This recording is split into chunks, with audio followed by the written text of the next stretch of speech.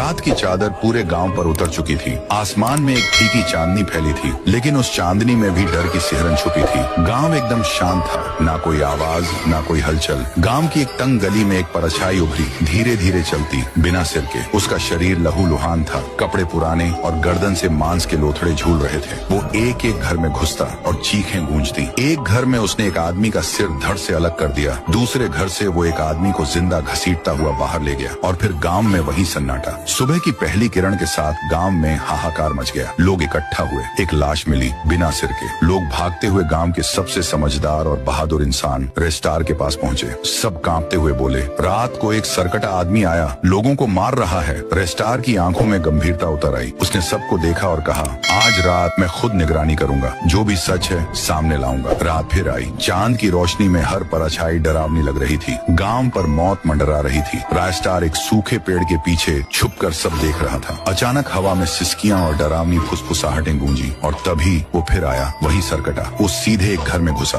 फिर एक भयानक चीख और एक आदमी का सिर उड़ गया। इसके बाद उसने फिर एक आदमी को घसीटा और गांव से बाहर की ओर चल पड़ा। रेस्टार चुपचाप उसका पीछा करता है, जंगल की तरफ। गहरी रात, वीरान जंगल और फिर एक सूखा दरख्त। सरकटा ने उस आदमी को उसी पेड़ से बांधा और धीरे धीरे उसका सिर भी काट दिया। रेस्टार की आंखों में डर, हैरानी और पछतावा एक साथ उतर आया। सुबह रेस्टार पूरे गांव को बुलाता है। गांव वाले एक दूसरे का चेहरा देखने लगे। रेस्टार गरजता है, अब सच छुपाओ मत, तुम सबने क्या किया था? सभी गांव वाले शर्मिंदा हो गए। कुछ की आंखों से आंसू गिरने लगे। तभी एक बूढ़ा आदमी आगे बढ़ा और कांपती आवाज में बोला, कई साल पहले एक बच्चा इस गांव में पैदा हुआ था। उसका सिर बड़ा था और चेहरा थोड़ा अलग। हम सब ने उसका मजाक उड़ाया। उसका नाम था मनु। हर दिन उसे चिढ़ाया जाता, उसे जानवर कहा जाता। वो अकेला पड़ गया था। फिर एक दिन वो गांव के पुल से कूद गया और अपनी जान दे दी। रायस्तार की आंखें भर आईं। उसने कहा, वो वापस आया है, बदले की आग में जलता हुआ। तुम सबने जो उसके साथ किया, अब वो उसके लिए इंसाफ मांग रहा है। लेकिन उसी रात सरकटा फिर लौटा। अब उसकी आंखों से खून टपक रहा था। वो सिर नहीं काट रहा था, लोगों को जिंदा जला रहा था। चीखें, गांव में आग, हर गली में लाशें। अब ये बदला नहीं था, ये श्राप बन चुका था। रेस्टार उस रात अकेला उस शैतानी आत्मा से भिड़ने निकल पड़ा। क्या रेस्टार बचा पाएगा अपने गांव को? क्या मनु की आत्मा को मिलेगा चैन, या गांव हमेशा के लिए जलकर राख हो जाएगा? भाग 2 के लिए कमेंट कर।